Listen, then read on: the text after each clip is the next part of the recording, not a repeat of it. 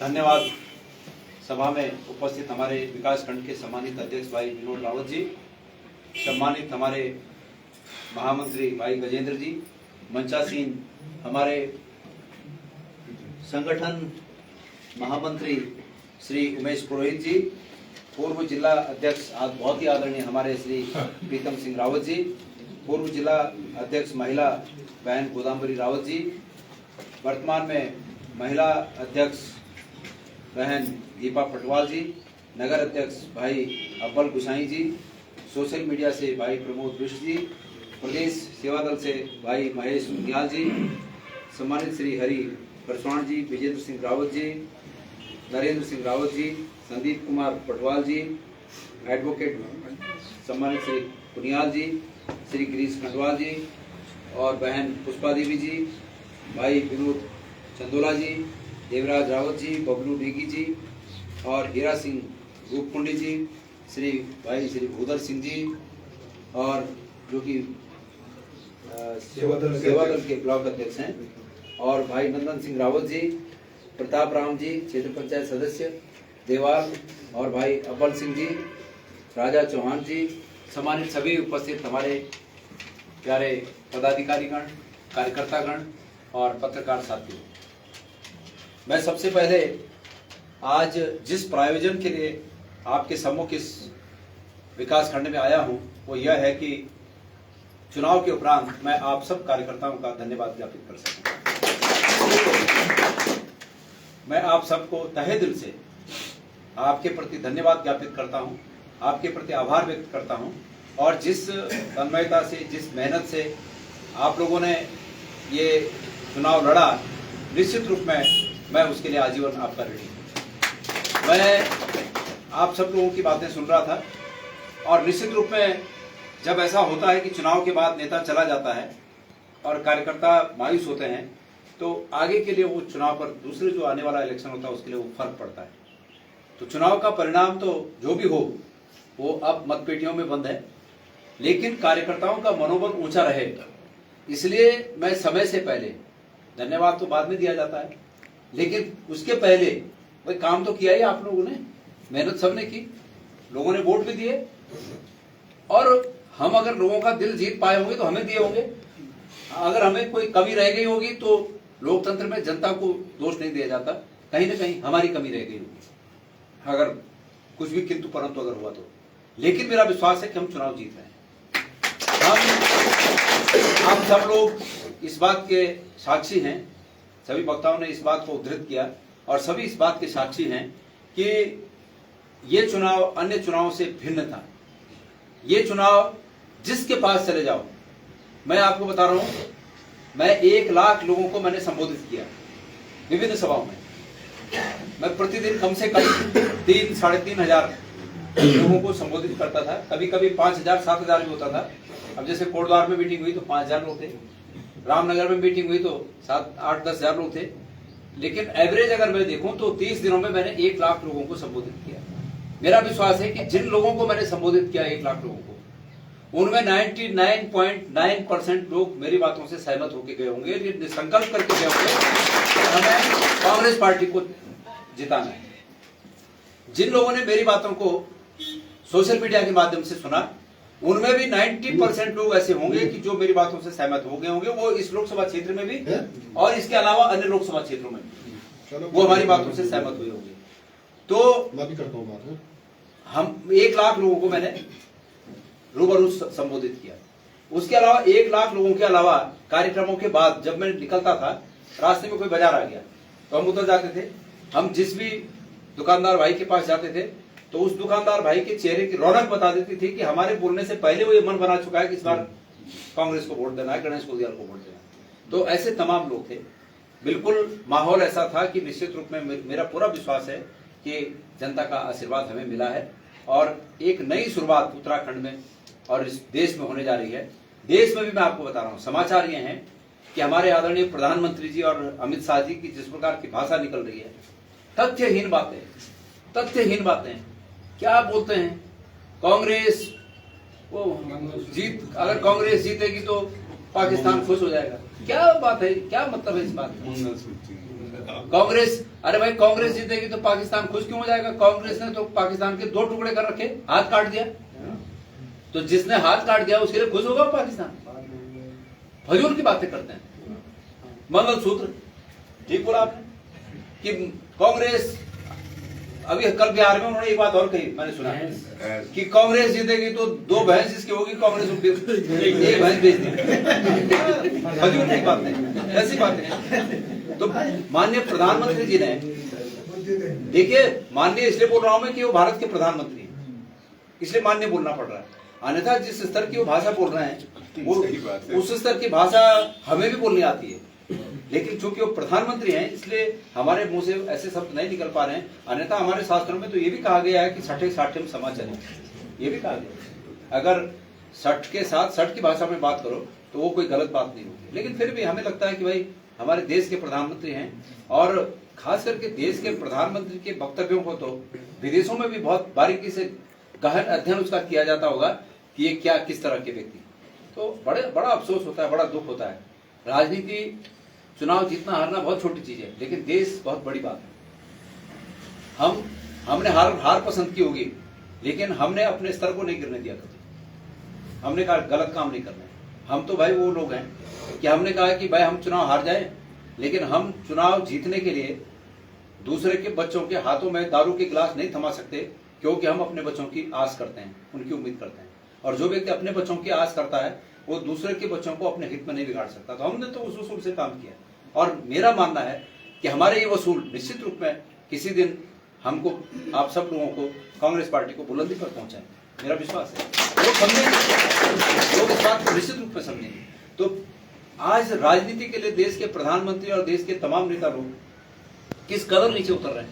इसी इलेक्शन में अमित शाह जी ने कोटद्वार में आके क्या बोला कि मैं लेता हूं जवाबदारी, गढ़वाल के विकास की जवाबदारी मैं लेता हूं, बलौनी दे दो, जिम्मेदारी मेरी जवाबदारी है, और बलौनी को जिताओ। तो आज तक तीरथ सिंह जी अगर लोकसभा के सदस्य लोगों ने जिताए, तो अमित शाह जी आप फिर भी देश के प्रधानमंत्री थे, तब क्या आपकी जवाबदारी नहीं थी? ये प्रश्न उनसे पूछा जाना कि नहीं पूछा जाना चाहिए? ये प्रश्न उनसे पूछा जाना चाहिए कि क्या तब आपकी जवाबदारी नहीं थी? 10 साल से आपकी सरकार है, आपके थराली बाजार में ये देखो कैसे तो यहाँ दुकानदार भाई रहते होंगे, दिन रात धूल उड़ रही है, क्या है भाई व्यवस्था, क्या है ये विधायक जी के डंपर घूम रहे हैं। मैं बता रहा हूँ आपको, ऐसा है ना, जिस कौम में अगर खिलाफत करने की वो कुव्वत नहीं होती है ना, एक दिन वो कौम समाप्त हो जाती है। चुनाव का रिजल्ट आने दो, यहीं बैठूंगा धरने पे, यहीं धरने पे बैठूंगा। हम तो 5, 10, 15 मिनट में गुजर जाते होंगे, उतने में नाक बंद करना पड़ता है। जो दिन रात रह रहे हैं, क्या हाल होता होगा इनका? तो बुरे हाल है हर जगह। मैंने सुना कि विधायक जी के डंपर हैं, विधायक जी के खनन के पट्टे हैं। अरे भाई विधायक इसलिए होते हैं कि वो जनता को उपलब्ध कराएं, पब्लिक को उपलब्ध कराएं।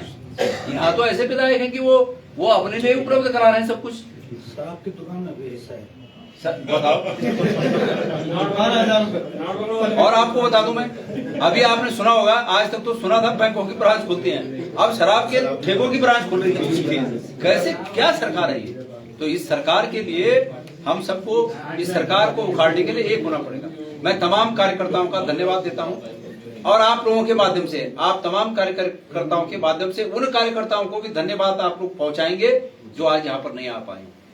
और आप सब लोग क्षेत्र की जनता को, पूरे थराली विकास खंड में हमारी तमाम सम्मानित जनता को भी धन्यवाद मेरी ओर से वहां तक पहुंचाने का आप लोग निश्चित रूप में प्रयास करेंगे, वहां तक पहुंचाएंगे कि गणेश गोदियाल आपके बीच यहाँ पर आया था, और इस चुनाव में भागीदारी करने के लिए आप लोगों ने जो मत दिए, लोकतंत्र के इस पर्व को धूमधाम से मनाया, आपने जो मत दिए उसके लिए भी गणेश गोदियाल आपको धन्यवाद करने आया था। ये बात आप वहां तक पहुंचाएंगे।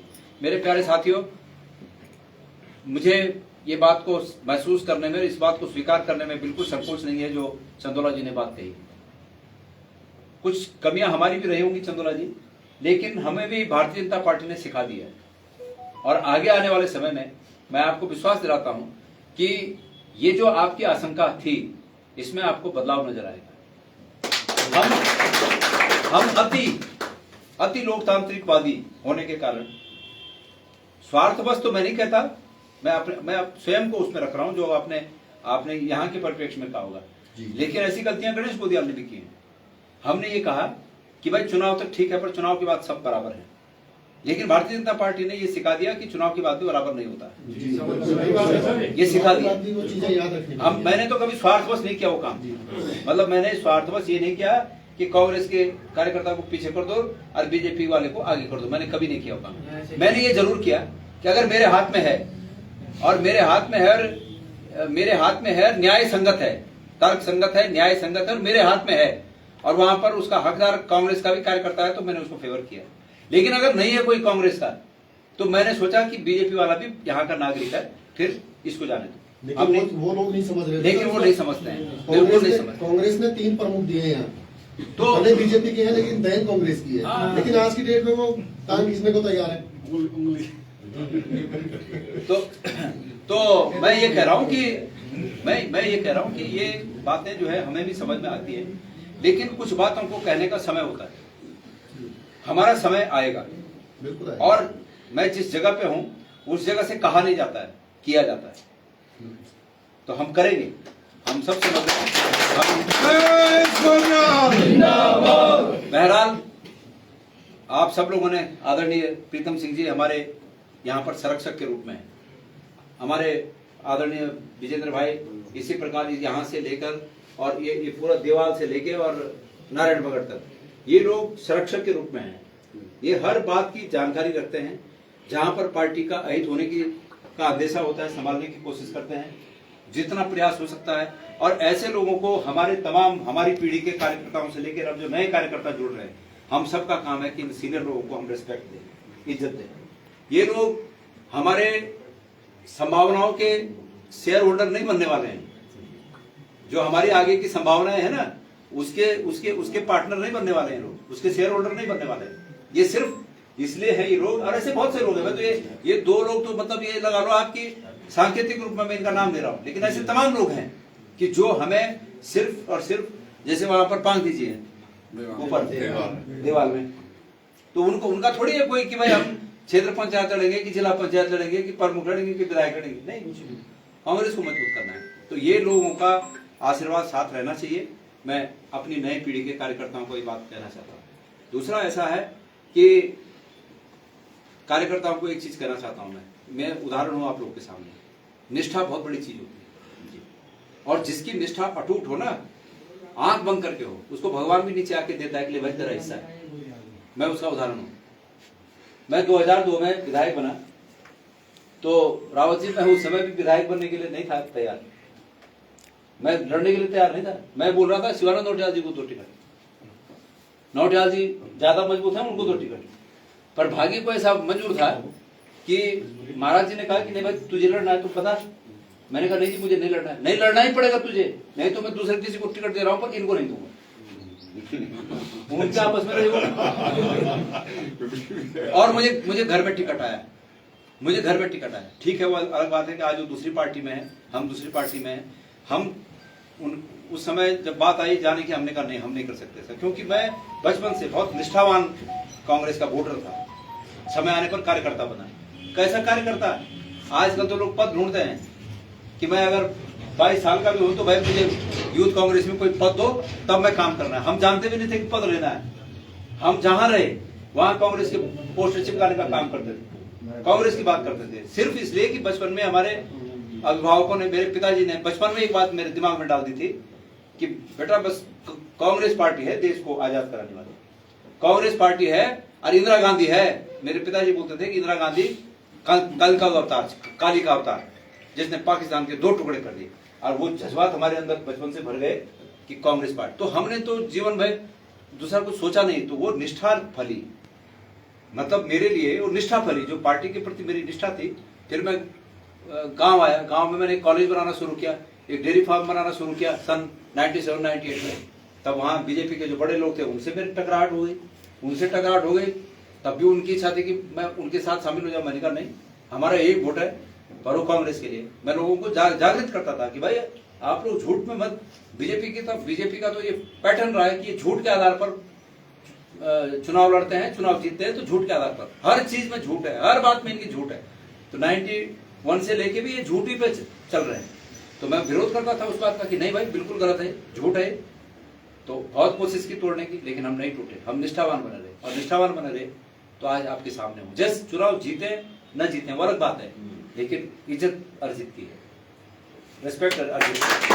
अब ये इसी समय का देख लो, इसी समय मैं थोड़ी लोकसभा लड़ने के लिए तैयार था, मैं कोई दूर दूर तक तैयार नहीं था।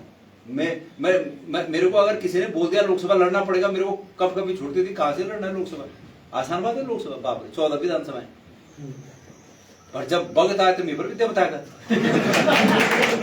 सब पता नहीं चले कि कब ना शुरू जल के पर देव बताओ ना, तुम्हारे ने हमारे नहीं कल का 18 लगा मुंह खा गए, तो कम से कम 100-200 गांव में एक साथ पूजे हुए हैं, मतलब तो जय पर देव कौन का क्या होता, तो एक ही रात में 25-25-30 गांव जान नाच दे। अरे आप फुर्चे बांधे जय गो मैदान वो क्या फुर्चे बांधे जाने पर, तो जैसे फुर्चा सवेरे उठ बने वाला तो बहुत सवेरे माने में कि कौन भाई देवता वे पर देवता बना, जब मेरे पर भी उन देवता है मी पता नहीं चले कि रात का बरे सवेरे का बरे शाम का। तो ये कुदरत की ये परमेश्वर आशीर्वाद, और तुम लोग को सहयोग माना मिथरा लियो या नारायण बगड़ो, और अगर मीते वो शून्यता नजर आती तो वे देवता घरे जान छो, वे देवता भी पहुंचो कि ना भाई। लेकिन जब तुम्हारा जोश देख मिल तो वे देवता पर और जोश आएगा। तो ये मैं तुम लोग को रूल्स मिल पर से एक भाषण में बोला, आज भी बोल रहा, आज भी बोल चाहूँ कि क्रिकेट पिच तुम बनाया और बैटिंग करो, तो मौका मिलेगा जनरली बैटिंग करे, मतलब 4 तारीख जून पता चलो जनरली बैटिंग में।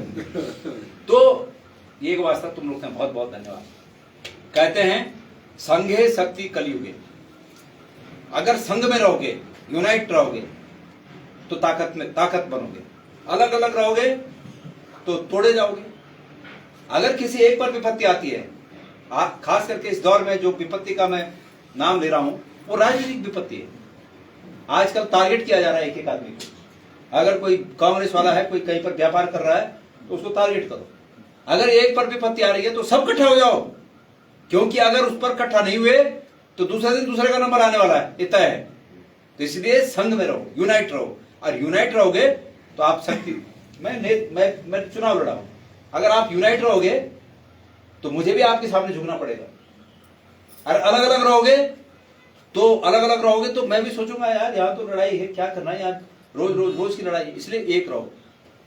समाज में कमियां होती हैं, किसी व्यक्ति में कम, किसी में ज्यादा कमियां सब में होती है, मेरे में भी कमियां हैं, लेकिन उन कमियों को समझकर उसको दरकिनार मत करो, उसको छोड़ मत दो। कोशिश करो कि उसकी कमियों का उसको प्रेम पूर्वक एहसास दिलाएं और उन कमियों को आदमी दूर कर सके, और न कर सके तो न कर सके, पर उसकी कमियों के एवज में अपनी कमी मत दिखाओ।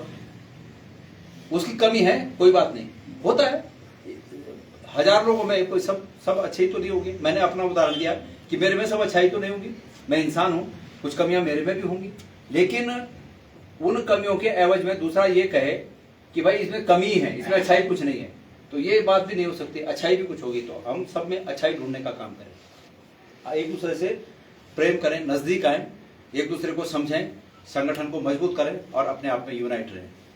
हमारा मकसद यहीं तक नहीं है।